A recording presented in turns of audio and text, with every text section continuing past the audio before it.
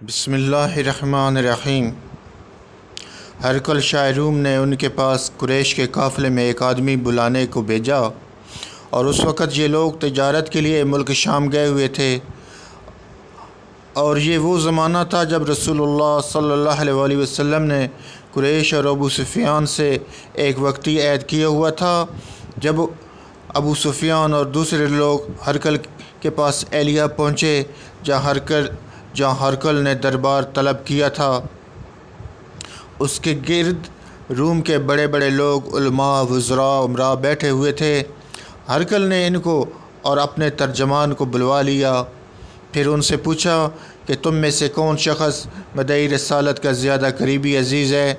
अबू सुफ़ियान कहते हैं, मैं बोल उठा कि मैं उसका सबसे ज़्यादा करीबी रिश्तेदार हूँ। ये सुनकर हरकल ने हुक्म दिया, इसको अबू सुफ़ियान को मेरे करीब लाकर बिठाओ और इसके साथियों को इसकी पीठ के पीछे बिठा दो। फिर अपने तर्जुमान से कहा, इन लोगों से कह दो, मैं अबू सुफ़ियान से इस शख़्स यानी मोहम्मद सल्लल्लाहु अलैहि वसल्लम के हालात पूछता हूँ। अगर ये मुझसे किसी बात में झूठ बोल दे तो तुम इसका झूठ ज़हर कर देना। अबू सुफ़ियान का कौल है कि खुदा की कसम, अगर मुझे ये गैरत ना आती कि ये लोग मुझको चुटलाएंगे तो मैं आप सल्लल्लाहु अलैहि वसल्लम की निस्बत ज़रूर गलत गोई से काम लेता। खैर पहली बात जो हरकल ने मुझसे पूछी वो ये कि इस शख़्स का ख़ानदान तुम लोगों में से कैसा है। मैंने कहा, वो बड़े ऊंचे आली नस्ब वाले हैं। कहने लगा, इससे पहले भी किसी ने तुम लोगों में से ऐसी बात कही थी। मैंने कहा, नहीं। कहने लगा, अच्छा, इसके बड़ों में कोई बादशाह हुआ है। मैंने कहा, नहीं। फिर उसने कहा, बड़े लोगों ने इसकी पैरवी इख्तियार की है या कमज़ोरों ने।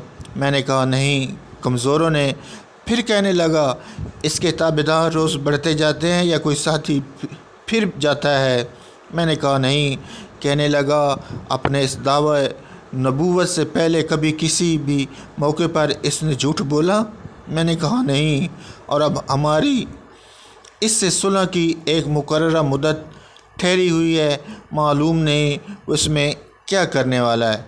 अबू सुफ़ियान कहते हैं, मैं इस बात के सिवा और कोई झूठ इस गुफ्तगू में शामिल न कर सका। हरकल ने कहा, क्या तुम्हारी इससे कभी लड़ाई भी होती है। मैंने कहा, हाँ।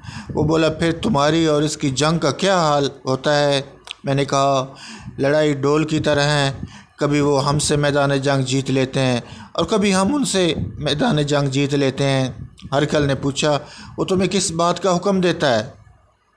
मैंने कहा, वो कहता है कि सिर्फ़ एक अल्लाह ही की इबादत करो, उसका किसी को शरीक न बनाओ और अपने बाप दादा की शिर्क की बातें छोड़ दो, और हमें नमाज पढ़ने, सच बोलने, परहेज़गारी और सिलह रहमी का हुक्म देता है।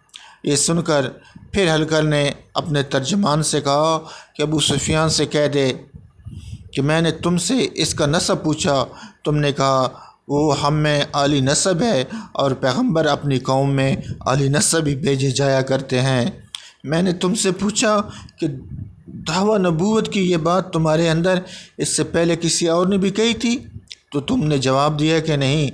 तब मैंने अपने दिल में कहा, अगर ये बात उससे पहले किसी ने कही होती तो मैं समझता कि इस शख़्स ने इस बात की तकलीद की जो पहले कहीं की जा चुकी है। मैंने तुमसे पूछा कि इसके बड़ों में कोई बादशाह भी गुज़रा है।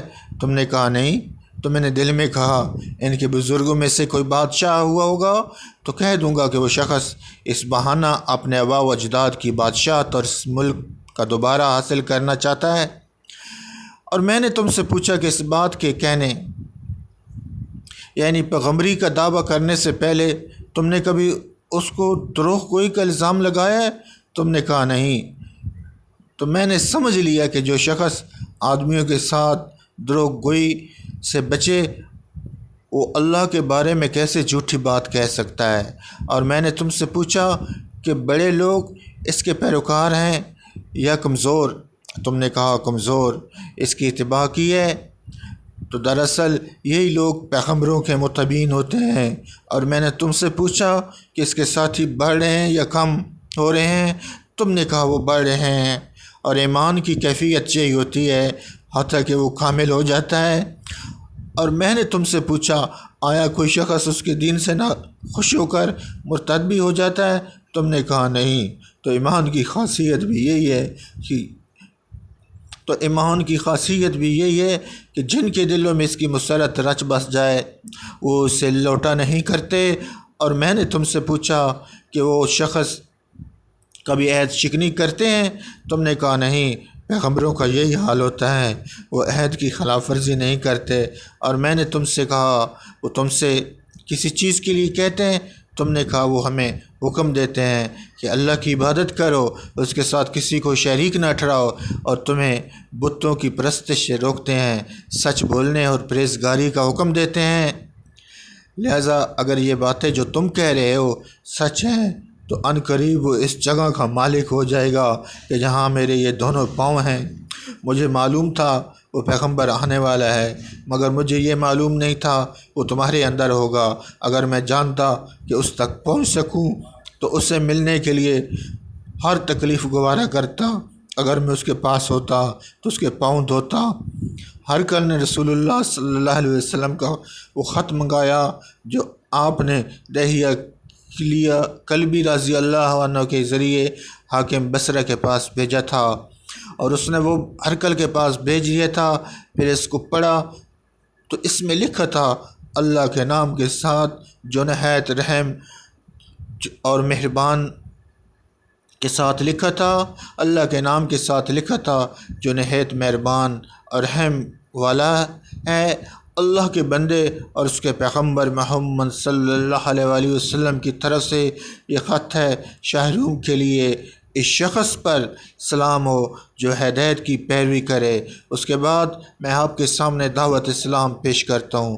اگر آپ اسلام لے آئیں گے تو دین اور دنیا میں سلامتی نصیب ہوگی، اللہ آپ کو دوہرا ثواب دے گا، اور اگر آپ میری دعوت سے روگردانی کریں گے تو آپ کی رعایا کا گناہ بھی آپ پر ہوگا۔ اور اہل کتاب ایک ایسی بات پر آ جاؤ جو تمہارے اور ہمارے درمیان یکساں ہے، وہ یہ ہے کہ ہم اللہ کے سوا کسی کی عبادت نہ کریں اور کسی کو اس کا شریک نہ ٹھہرائیں، اور نہ ہم میں سے کوئی کسی کو خدا کے سوا اپنا رب بنائے۔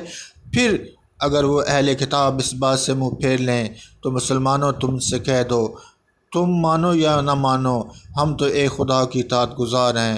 ابو سفیان کہتے ہیں جب ہرقل نے جو کچھ کہنا تھا کہہ دیا اور خط پڑھ کر فارغ ہوا تو اس کے ارد گرد بہت شور و غوغا ہوا، بہت سی آوازیں اٹھی اور ہمیں باہر نکال دیا گیا۔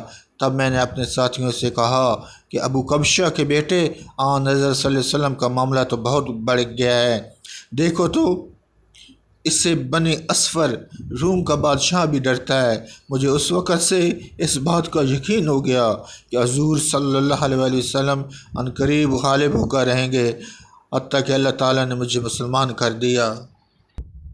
راوی کا بیان ہے ابن ناطور ایلیا کا حاکم ہرقل کا مصعب اور شام کا نصاری کلاٹ پادری بیان کرتا ہے کہ ہرقل جب ایلیا آیا ایک دن صبح کو پریشان اٹھا تو اس کے درباریوں نے دریافت کیا کہ آج ہم آپ کی حالت بدلی ہوئی پاتے ہیں، کیا وجہ ہے؟ ابن ناطور کا بیان ہے ہرقل نجومی تھا، علم نجوم میں وہ پوری مہارت رکھتا تھا۔ اس نے اپنے ہم نشینوں کو بتایا میں نے آج رات ستاروں پر نظر ڈالی تو دیکھا کہ ختنہ کرنے والوں کا بادشاہ ہمارے ملک پر غالب آ گیا ہے، بھلے اس زمانے میں کون لوگ ختنہ کرتے ہیں؟ انہوں نے کہا کہ یہود کے سوا کوئی ختنہ نہیں کرتا، سو ان کی وجہ سے پریشان نہ ہوں۔ سلطنت کے تمام شہروں میں یہ حکم لکھ بھیجے کہ وہاں جتنے یہودی ہوں سب قتل کر دیے جائیں۔ وہ لوگ انہی باتوں میں مشغول تھے کہ ہرقل کے پاس ایک آدمی لایا گیا جسے شاہ غسان نے بھیجا تھا۔ اس نے رسول اللہ صلی اللہ علیہ وآلہ وسلم کے حالات بیان کیے۔ جب ہرقل نے سارے حالات سن لیے تو کہا جا کر دیکھو وہ ختنہ کیے ہوئے ہیں یا نہیں۔ انہوں نے اسے دیکھا تو بتلایا کہ وہ ختنہ کیے ہوئے۔ ہرقل نے جب اس شخص سے عرب کے بارے میں پوچھا تو اس نے بتلایا کہ وہ ختنہ کرتے ہیں۔ تب ہرقل نے کہا یہی ہیں محمد صلی اللہ علیہ وآلہ وسلم، اس امت کے بادشاہ ہیں جو پیدا ہو چکے ہیں۔ پھر اس نے اپنے ایک دوست کو رومیہ خط لکھا، وہ بھی عالم نجوم میں ہرکل کی طرح مہر تھا۔